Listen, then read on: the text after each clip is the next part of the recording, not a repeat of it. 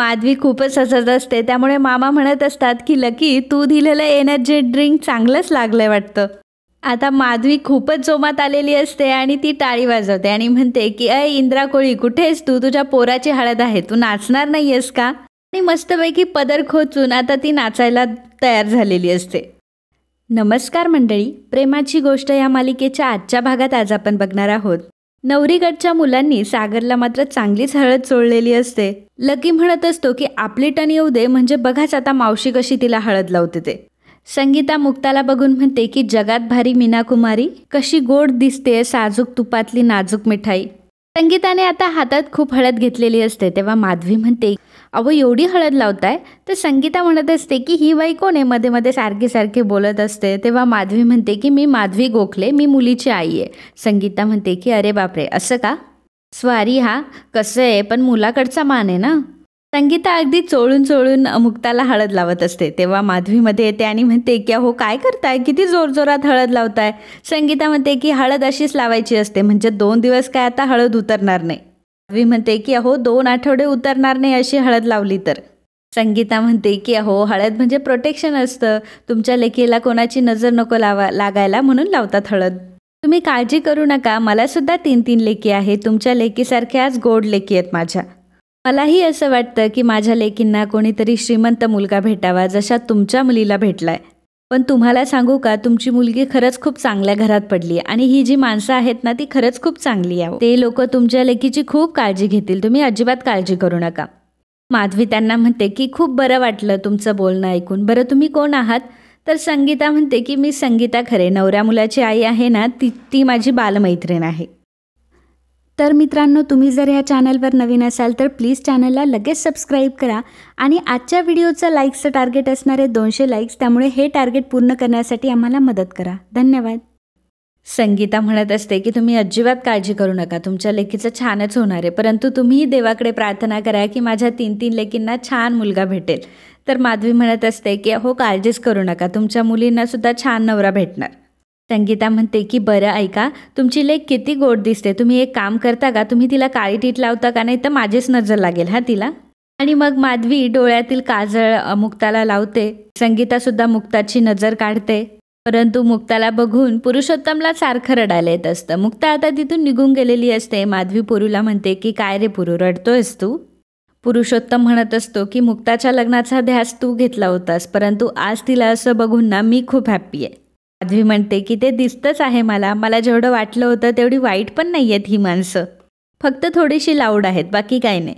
तर आता सर्वजण सागरला नाचण्यासाठी ओढतात आणि सागरची काही इच्छा पण नसते, तरी आता सागर सर्वांसोबत नाचत असतो, म्हणजे त्याला बळच नाचवत असतात.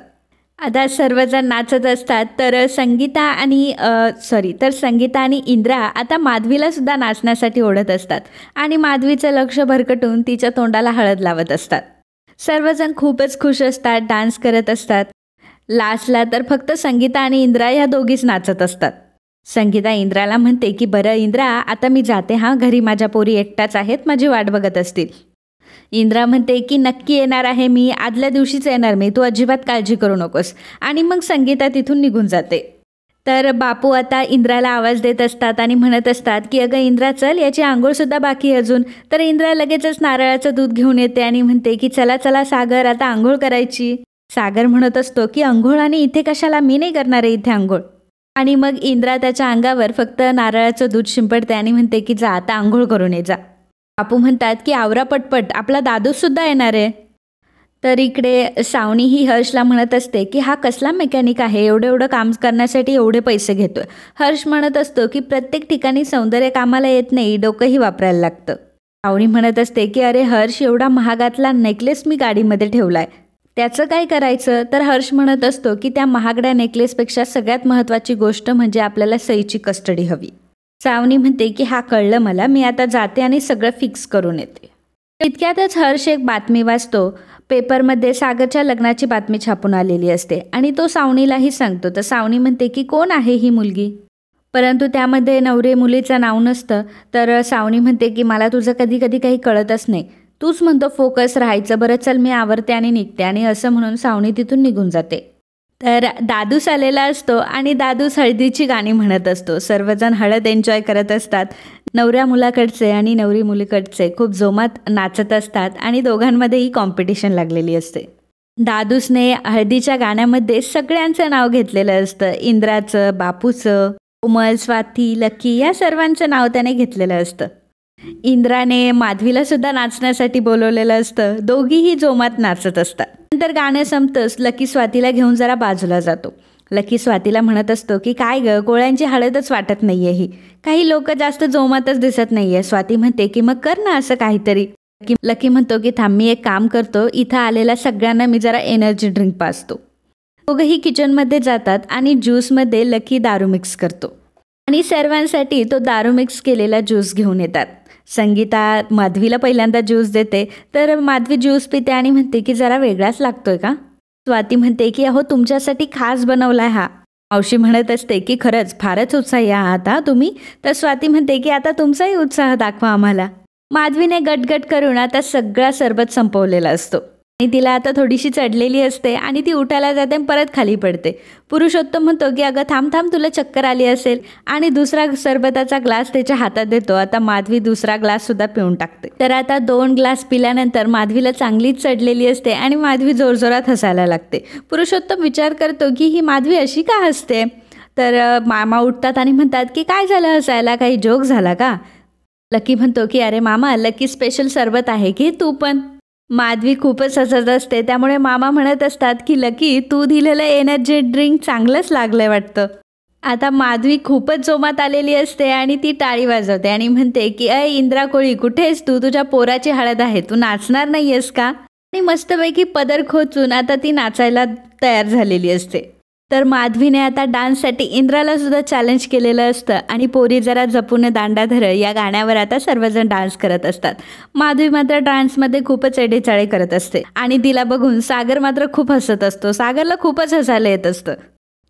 तर पुरुषोत्तमला मोठा प्रश्न पडलेला असतो की ह्या माधवीच्या अंगामध्ये नक्की काय घुसलं अचानक आणि ही डान्स करायला हो कशी काय बोलली. माधवी आता डान्स करत असते त्याचवेळी तिथे मुक्ता आणि मंजिरी येते. तर मुक्ता माधवीची ही हालत बघते. मुक्ताला काहीतरी गडबड वाटते. मयुरेश आता त्या ग्लासचा वास घेत असतो आणि त्याला समजलेलं असतं की काहीतरी गडबड आहे. मुक्ता आता सागरकडे येते. सागर म्हणतो की लावा रे गाणं, नाचू द्या त्यांना. तर मुक्ता म्हणते की काही गाणं लावायची वगैरे गरज नाही आहे आणि तुम्ही काय केलं आहे तिच्यासोबत आणि तुम्हाला खूप मज्जा येते ना तिला असं नाचताना बघून. नक्की काय प्यायली ती तुम्हाला सांगते, तिच्या भोळेपणाचा फायदा घेऊ नका हा तुम्ही. मुक्ता म्हणते की मला माहिती आहे ते सरबत नाही ती दारू प्यायली आहे. सागर म्हणतो की अहो पहिल्यांदा एन्जॉय करताय बघा, किती छान एन्जॉय करताय. माधवी मात्र पोरी जरा जपून दांडा धरे हे गाणं गुणगुणत असते आणि नाचत असते. तर आता मुक्ता तिला घेऊन तिथून निघून जाते आणि सागर मात्र मागे खूप हसत असतात. तर बापू आता म्हणत असतात की स्वाती हे सगळं नक्की काय चाललंय, हा सगळा काय प्रकार आहे. तर आता स्वाती सुद्धा तिथून पळ काढते. सर्वजण तिथून पळ काढतात कारण बापू आता प्रश्न विचारायला सुरुवात करतात. त्यामुळे सर्व आता तिथून निघून गेलेले असतात. बापू इंद्राला विचारतात की इंद्रा काय आहे, त्या गोखलेबायाच्या झिंगत का होत्या, काय पाजलं तुम्ही त्या लोकांना. तर इंद्रा म्हणत असते की हो मला काय माहीत, मलाच काही कळत नव्हतं ती अशी झिंगत का होती. बापू म्हणतात की काय पाजलं तुम्हाला माहीत, तुम्ही लोकांनी नक्कीच काहीतरी गडबड केली आहे. तर इंद्राने सुद्धा तो सरबत पिलेला असतो त्यामुळे इंद्रा सुद्धा गोल गोल फिरत असते. इंद्रा आता तिच्या घरचा दरवाजा वाजवत असते तेव्हा बापू म्हणतात की अगं हा दरवाजा कशाला वाजते, तुला माहिती आहे ना सर्वजण वरती आहे आणि तू का अशी जिंकते, म्हणजे तू पण काहीतरी प्यायली आहे का. इंद्रा म्हणते की आता मला काय माहीत, मी तर फक्त सरबत प्यायले. बापू विचार करतात की याचा अर्थ नक्कीच त्या सरबतात काहीतरी होतं. बापू म्हणतात की तू आता इथेच थांब, मी पटकन चावी घेऊन येतो. तर इंद्रा तिथेच बसते आणि त्याच वेळी तिथे येते सावनी. सावनी ही मुक्ताकडे आलेली असते. इंद्रा जेव्हा सावनीला बघते तेव्हा म्हणते की काय ग चांदणे, कुठे चाललीस. मला माहिती आहे ना सागर कोणासोबत लग्न करतो हेच बघायला आली आहेस ना तू. आणि मित्रांनो आजचा हा भाग इथेच संपतो. पुढील भागात आपल्याला पाहायला मिळणार आहे इंद्रा सावनीला म्हणत असते की काय ग सावणे, मला माहिती आहे ना माझ्या सागरची बायको कोण आहे हेच बघायला आली आहेस ना तू. तेव्हा सावनी म्हणते की कोण आहे ती बिचारी मुलगी. नंतर बापू तिथे येतात आणि इंद्राला घेऊन तिथून निघून जातात. तर मुक्ता सावनीला आतमध्ये बोलावते आणि मुक्ताच्या घरी सावनी ती बेस्ट मॉमची ट्रॉफी बघते. सावनीला असं वाटत असतं की ती बेस्ट मॉमची ट्रॉफी सई तिला देणार आहे, परंतु तिने ती मुक्ताला दिलेली असते आणि मग तिला समजतं की याचा अर्थ सागर मुक्तासोबत लग्न करणार आहे. तर मित्रांनो, असेच प्रेमाची गोष्ट या मालिकेचे डेली अपडेट बघण्यासाठी आत्ताच आपल्या चॅनलला सबस्क्राईब करा. आणि आजचा हा भाग तुम्हाला आवडला असेल तर व्हिडिओला लाईक आणि कमेंट करायला अजिबात विसरू नका. धन्यवाद.